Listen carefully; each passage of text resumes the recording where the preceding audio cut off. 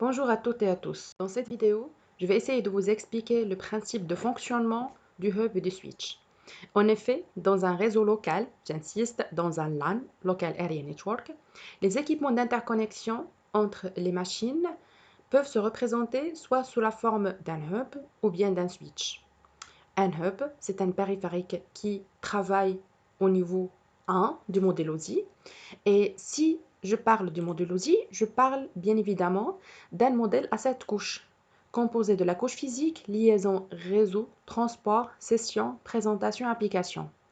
Donc, on a déjà vu en cours le rôle de chaque couche du modèle OSI et nous avons dit que la conception de ce modèle a permis une homogénéité dans la communication entre les différents périphériques en provenance de différents constructeurs. Ça veut dire que normalement, pour pouvoir communiquer, d'accord, on doit respecter le même modèle de communication. Alors, le hub, c'est un générateur de signal. Il ne comprend que les signaux, la présence ou l'absence d'un signal électrique. C'est pour ça qu'on l'a classé au niveau physique. Le hub, en général, il permet, d'accord, de créer une topologie physique en étoile, mais une topologie logique normalement, qui est similaire à celle d'un bus. Pourquoi? Parce que tout simplement, si une machine souhaite communiquer avec une autre machine, toutes les autres machines vont recevoir l'information. Le hub normalement peut se présenter sous deux formes. Il y a le hub passif et le hub actif. Le hub passif, qu'est-ce qu'il fait? Tout simplement, à la réception d'un signal, d'accord, de provenance d'une machine quelconque, qu'est-ce qu'il va faire?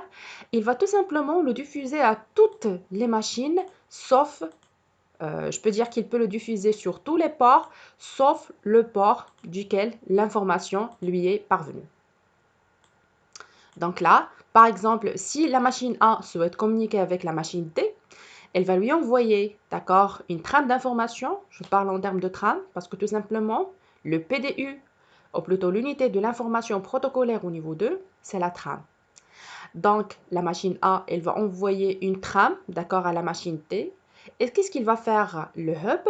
Il va tout simplement envoyer le signal tel qu'il a été reçu. Ça veut dire sans le régénérer ou bien sans l'amplifier. D'accord? Alors, il va l'envoyer à tous les ports, bien évidemment, sauf le port sur lequel il a reçu l'information. Ça veut dire sauf sur le port 1, puisque la machine A, elle est connectée au hub via le port 1. Donc, je vais essayer de colorer ceci, ne serait-ce que pour vous donner une petite idée. Voilà. Alors, j'ai laissé en bleu la trame reçue par le hub et en orange les trames, ou plutôt les signaux qui ont été envoyés, d'accord, par le hub. Je ne vais pas utiliser le terme trame au niveau hub parce que le hub, il ne comprend que les signaux électriques. Ça, c'est pour un hub passif. Le hub passif se contente tout simplement de renvoyer le signal reçu tel qu'il a été reçu, d'accord, sur l'ensemble des ports, sauf, d'accord, sauf, j'insiste sur ça, sauf le port sur lequel ou bien duquel il a reçu l'information.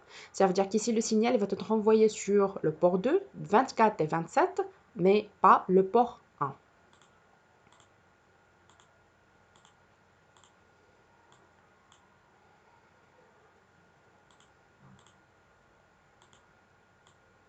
Bah, c'est pas une croix vraiment, mais je vais essayer de faire en sorte que, voilà, donc là, c'est pas sur ce port.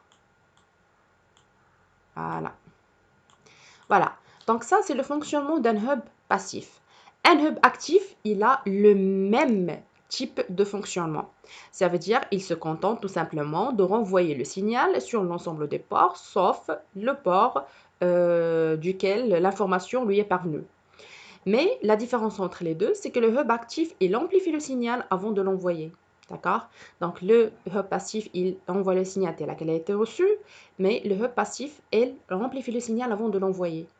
Donc, la différence, soi-disant, entre les deux, c'est juste au niveau de l'amplification. Mais les deux, ils diffusent, s'il vous plaît, le signal. J'insiste sur le mot diffuser. Donc là, j'ai une diffusion. Nous allons revenir pardon, dans des présentations prochaines, plutôt dans les prochaines présentations, sur la notion de domaine de diffusion et de domaine de collision. Alors là, s'il vous plaît, le hub, il définit un seul domaine, d'accord, de diffusion.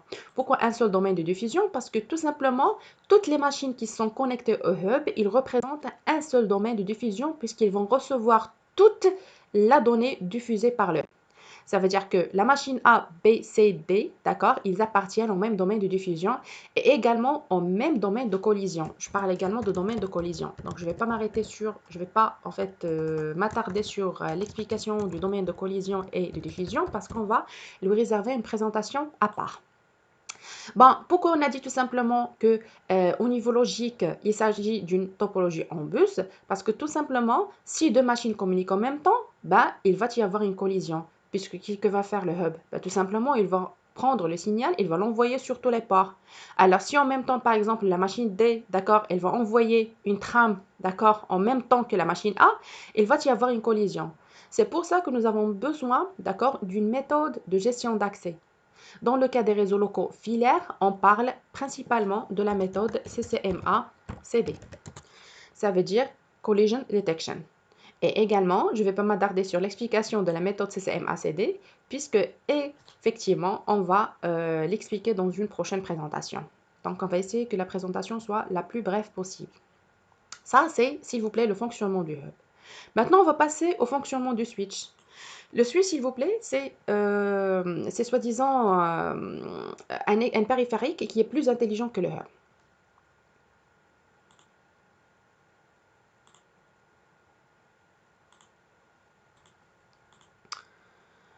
Le switch, il est considéré comme étant plus intelligent que le hub. Pourquoi? Parce que tout simplement, il travaille au niveau du modèle OSI. Ça veut dire au niveau de la couche liaison. La couche liaison, généralement, elle identifie les machines grâce à leurs adresses MAC. Et nous avons déjà expliqué en cours que l'adresse MAC, c'est une adresse qui est unique et qui est définie sur la carte réseau de chaque équipement. Bon, les détails de l'adresse MAC ne font pas partie de ce cours, puisqu'on va revenir sur ça dans la partie des réseaux locaux, ça veut dire lorsque nous avons abordé les méthodes d'accès. Mais ce qu'il faut savoir, que effectivement, comme c'est le cas pour l'adresse IP, il y a une partie qui identifie le constructeur, et il y a une partie qui est propre à la machine. L'adresse MAC, s'il vous plaît, est codée sur 48 bits, contrairement à l'adresse IP qui est codée tout simplement sur 32 bits. Donc là, je vais revenir. Je vais citer quelques informations qui ne font pas forcément partie de l'objet du cours, mais c'est bien de les citer. Donc l'adresse IP elle est sur 32 bits, tandis que l'adresse MAC elle est sur 48 bits. Ça veut dire en total, vous aurez 6 octets contre 4 octets pour l'adresse IP. Dans un réseau local, s'il vous plaît, l'adresse MAC elle est impérative pour identifier les machines qui vont communiquer. Pourquoi j'insiste sur la partie des réseaux locaux? Parce que lorsque nous allons passer à l'explication des réseaux étendus, ça veut dire la communication d'un réseau local avec un autre réseau extérieur via un routeur, Internet par exemple, alors l'adresse MAC n'a une portée que locale. Parce qu'une fois la trame ou plutôt le paquet IP souhaite quitter le réseau local, l'adresse MAC source va être remplacée par celle du routeur, ainsi de suite. Ça veut dire que vous allez comprendre que l'adresse MAC elle a une portée locale, ça veut dire qu'elle n'est valable que sur le lien local entre des stations, une ou plusieurs stations. Bon, je considère ce schéma de communication dans lequel j'ai 4 machines, la machine A, la machine B, C et D. Donc, pour faire la distinction entre les 4 machines, j'ai identifié les adresses MAC par les lettres de chaque machine, les lettres qui identifient chaque machine. Par exemple, A, vous avez 6 fois A, puisque c'est écrit en hexadécimal, tandis que l'adresse IP est écrite en décimale. La même chose pour C, B et D. La machine A, elle est connectée, d'accord, au switch via le port 2, 3 pour la machine B. Et la machine C, donc ici, je vais juste faire référence du dernier octet par le numéro de port auquel est connectée la machine, ne serait-ce que pour simplifier en quelque sorte l'explication. Ça n'a pas de lien, hein, ça n'a pas de lien, mais c'est juste pour faire la liaison entre le numéro de port et le numéro, ou plutôt l'adresse IP de la machine. Donc, s'il vous plaît, dans l'explication de la communication des machines ou plutôt via un switch, nous allons essayer de traiter plusieurs cas. Donc, nous allons commencer par le premier cas dans lequel les machines ils viennent de se connecter pour la première fois au switch. Ça veut dire que personne ne connaît personne. Le switch, il vient de démarrer. Les machines, ils n'ont établi aucune communication en avance, ou plutôt avant, via le même switch. Donc, qu'est-ce qui va se passer? Ben, personne ne connaît personne. Alors, si je présume que la machine A, par exemple, elle veut communiquer avec la machine D. Alors, comment peut-on savoir que la machine A veut communiquer avec la machine D? Parce que tout simplement, il va former un message dans lequel il va saisir l'adresse IP destination, celle de C. Donc, on va prendre le premier schéma de communication dans lequel la machine A, elle veut communiquer, s'il vous plaît, avec la machine D.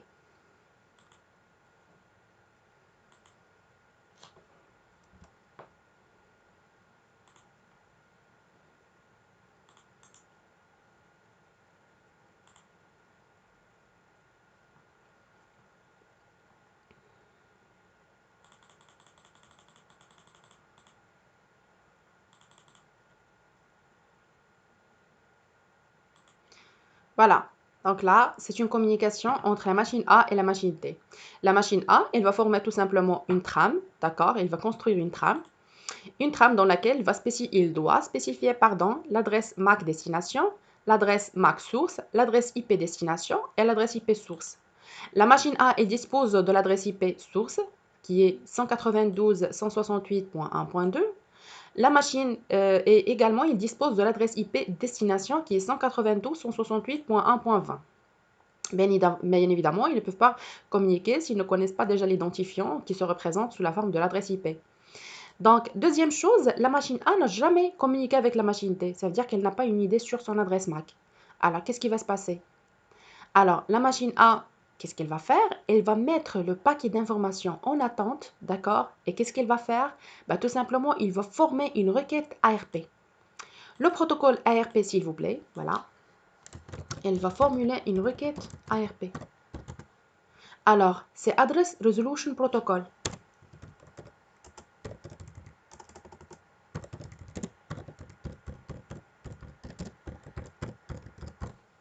Le protocole ARP, qu'est-ce qu'il permet de faire? Bah, tout simplement de faire la correspondance entre les adresses IP et les adresses MAC des machines. Alors, que va faire le protocole ARP? Bon, déjà, une petite information par rapport au protocole ARP. Le protocole ARP, c'est un protocole niveau 3, puisque déjà, on part de la notion de l'adresse IP. Donc, directement, l'adresse IP, elle est au niveau réseau, niveau 3. Bah, le protocole ARP et reverse ARP également, ils sont au niveau 3. Alors, le protocole ARP, il va prendre la trame, d'accord? La trame, une trame niveau 2, bien sûr. Et qu'est-ce qu'il va faire? Il va garder l'adresse source MAC telle qu'elle a été. Mais dans la partie destination, qu'est-ce qu'il va mettre? Bah, tout simplement, il va mettre une adresse MAC de diffusion. L'adresse MAC de diffusion, il se présente sous la forme FF.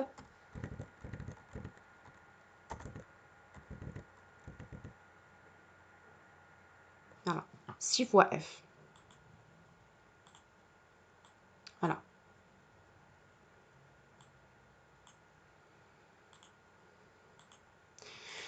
Alors, l'adresse MAC de diffusion. Le rôle du protocole ARP, c'est d'aller chercher les machines en leur demandant, s'il vous plaît, qui a l'adresse MAC qui correspond à l'adresse IP suivante. Donc, le rôle de l'adresse MAC, voilà.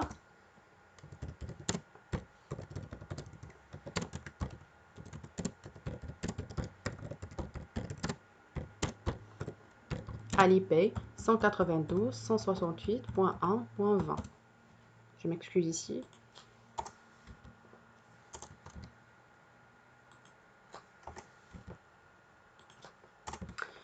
Voilà.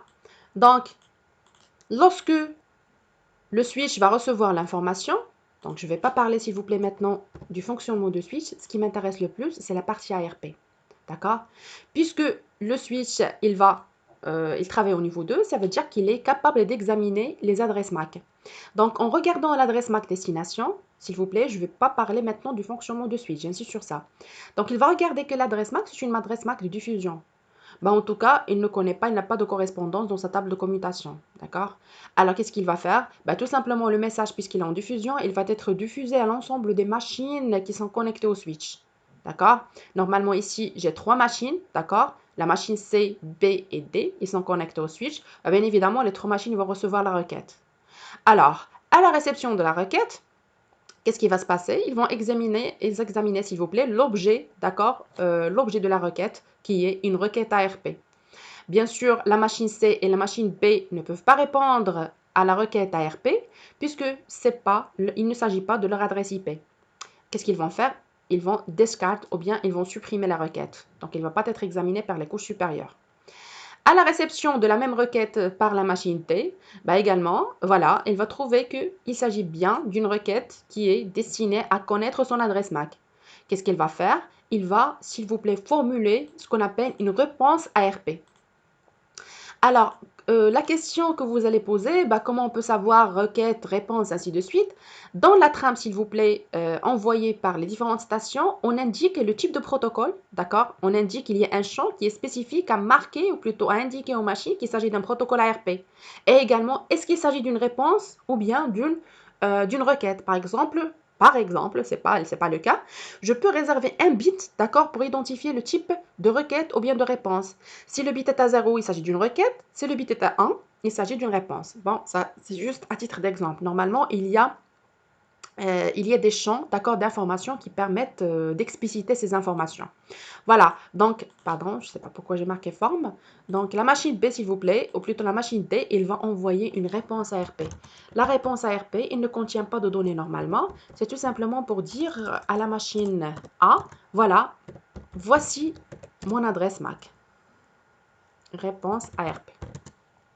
Alors, pour dire tout simplement à la machine A, mon adresse MAC est DDDD, ainsi de suite. Et bien sûr, à la réception de la requête en provenance de D, qu'est-ce qui va se passer? La machine A, elle va comprendre, ou bien plutôt, il va commencer à formuler, ou plutôt à construire des trames qui contiennent comme adresse destination, adresse MAC destination, l'adresse MAC de D. Directement, bien sûr, sans avoir à revenir à la diffusion.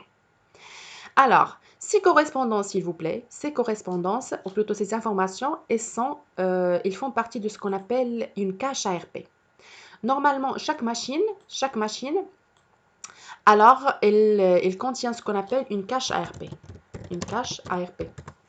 La cache ARP, s'il vous plaît, qu'est-ce qu'elle contient? Elle contient des correspondances entre les adresses IP et les adresses MAC des machines avec lesquelles notre ordinateur a déjà communiqué.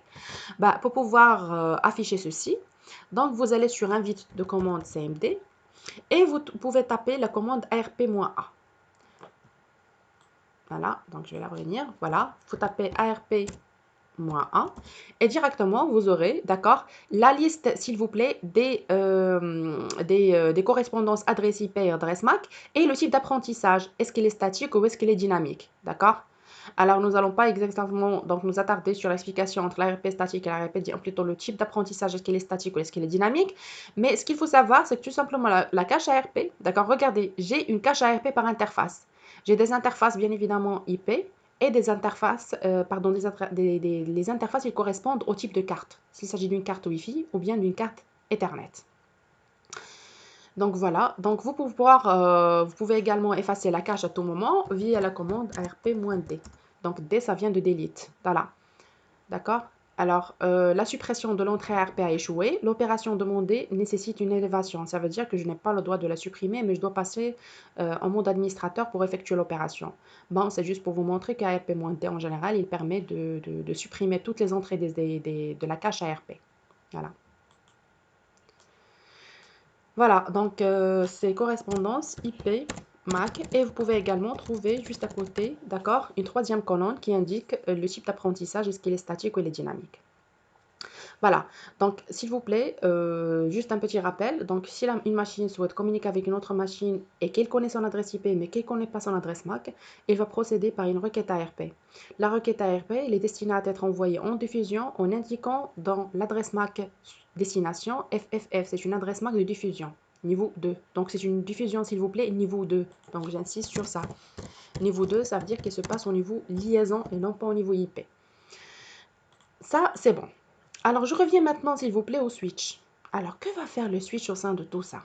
Le switch, normalement, j'ai dit qu'il s'agit d'un périphérique qui est un peu plus intelligent que le hub. Ça veut dire que normalement, il ne doit pas, à tout moment, ou plutôt à la réception de chaque donnée, l'envoyer sur tous les ports. Alors, qu'est-ce qu'il va faire?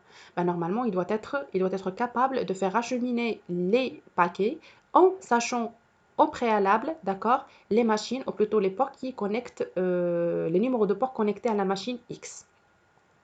Donc, au début, s'il vous plaît, je suppose que la machine A, il connaît déjà, d'accord, l'adresse MAC destination de la machine T. Donc, elle va construire une trame, d'accord, une trame de cette sorte. Donc, je vais juste faire un copier-coller, dans laquelle elle va indiquer l'adresse MAC source comme étant son adresse IP et l'adresse MAC destination comme étant l'adresse MAC destination de la machine T. Le switch, il vient de démarrer, il ne connaît personne. Alors, qu'est-ce qu'il va faire? À la réception de la trame en provenance de la machine A, qu'est-ce qu'il va faire? Bah, tout simplement, il va se dire, bah, tiens, voilà, la machine A, elle vient de communiquer via le port 2. Donc le switch également, il dispose, s'il vous plaît, d'une table de commutation que je l'appelle la table CAM ou bien la table de correspondance MAC. Donc ici, je vais l'appeler tout simplement table MAC. La table MAC, il contient une correspondance, s'il vous plaît, entre les MAC, d'accord, les adresses MAC et les ports du switch. Lorsque le switch va recevoir la trame en provenance de la machine A, elle va consulter l'adresse IP source. Elle va se dire, tiens, AAAA, l'adresse MAC AAA, elle est connectée au port 2. Ben, directement, il va ajouter cette information-là au niveau de sa table. Donc, elle va se dire A, donc, pardon, 6 fois. Elle est connectée au port 2.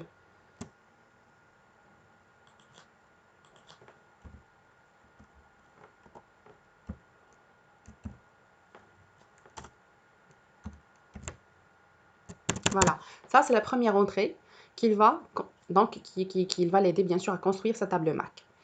Alors, qu'est-ce qui va se passer? Le problème, c'est qu'il ne connaît pas le port sur lequel la machine D est connectée, puisque la machine D n'a pas encore initié de communication. Ben, il va se dire, tiens, comment je vais le savoir? Ah, je n'ai pas un autre choix que de diffuser le message et d'attendre la réponse de la machine T. Ben, effectivement, c'est ce qu'il va faire.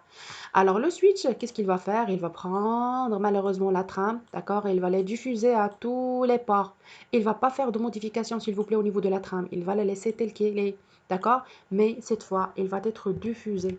D'accord?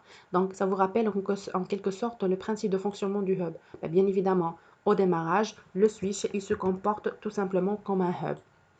D'accord? En attendant, bien sûr, qu'il termine l'apprentissage ou plutôt le remplissage de sa table MAC. Alors, toutes les machines, bien sûr, sauf le port sur lequel il a reçu l'information, vont recevoir l'information. Et bien évidemment, chaque machine, lorsqu'elle va commencer le traitement, et lorsque la trame elle va atteindre le niveau 2, en regardant l'adresse MAC destination, les machines C et B, ils vont se rendre compte que la machine, ou plutôt que l'adresse, ou plutôt que la trame, pardon, n'est pas à leur destination. D'accord? Ils vont la supprimer. La machine T par contre, d'accord, il va interpréter la trame et bien sûr, il va répondre au message de la machine A en envoyant cette fois une deuxième requête à destination de la machine A. Que va faire le switch? À la réception de la trame de la machine T, elle va examiner encore une fois l'adresse IP source et l'adresse IP destination. Elle va se dire, tiens, bah voilà, l'adresse IP source, c'est celle de la machine T. Donc j'ai compris que la machine T, elle est connectée, d'accord, au port 20 du switch.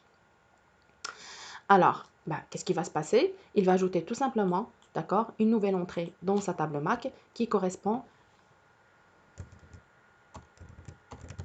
à l'adresse MAC de la machine T avec le numéro de port correspondant qui est dans ce cas le 20.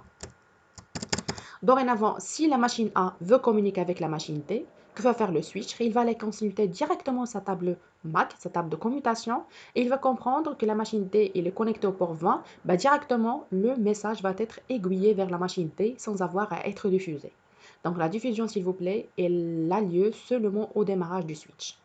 Juste après, ça veut dire lorsque toutes les machines ont déjà communiqué ou bien ont déjà initié une communication, la table MAC de switch va converger. Ça veut dire qu'elle va être correctement remplie avec toutes les machines qui sont connectées au switch et la communication va se faire en unicast. Alors, juste un petit rappel par rapport à la diffusion, d'accord? Contrairement au hub, chaque port du switch, il représente un domaine de diffusion. Le switch, s'il vous plaît, il représente une topologie en étoile, d'accord, logique en étoile et également physique en étoile. On n'a pas besoin de mécanisme d'accès ici, puisque chaque port, d'accord, il est spécial ou bien il est spécifique à une machine. Donc, il n'y aura pas généralement des collisions. D'accord? Donc, le mécanisme CCM-ACD, il est propre à l'utilisation du hub. Donc, nous allons revenir sur ça dans les présentations à venir. Pour récapituler, s'il vous plaît, pour que deux machines puissent communiquer sur un réseau local, ils doivent avoir l'adresse IP destination et l'adresse MAC destination. Alors, si on a l'adresse MAC, l'adresse IP destination, ben, en général, on procède par une requête ARP. Juste après avoir reçu la réponse, on peut formuler des messages à destination de la machine avec son adresse IP. D'accord? Voilà, donc j'espère que cette présentation vous a expliqué un petit peu le principe de fonctionnement de Switch. Voici quelques commandes qui vont vous aider à... Bon, je les ai déjà citées, mais ils vont vous aider un petit peu à comprendre de quoi il s'agit. Pour afficher la table ARP au niveau d'une machine, vous pouvez taper la commande ARP-A. Pour la supprimer, vous pouvez taper la commande ARP-D. Alors, au niveau de Switch, vous pouvez vous connecter au Switch en mode console et afficher, Telnet ou autre chose bien sûr, et vous pouvez directement afficher sa table Mac via la commande Show Mac Address Table. D'accord? Normalement, ça sera tout pour aujourd'hui. Il y a beaucoup de détails que je n'ai pas cités dans cette présentation pour qu'elle soit un petit peu brève et je reste à votre disposition si vous avez des questions. Voilà, et je vous remercie et bon courage pour la suite.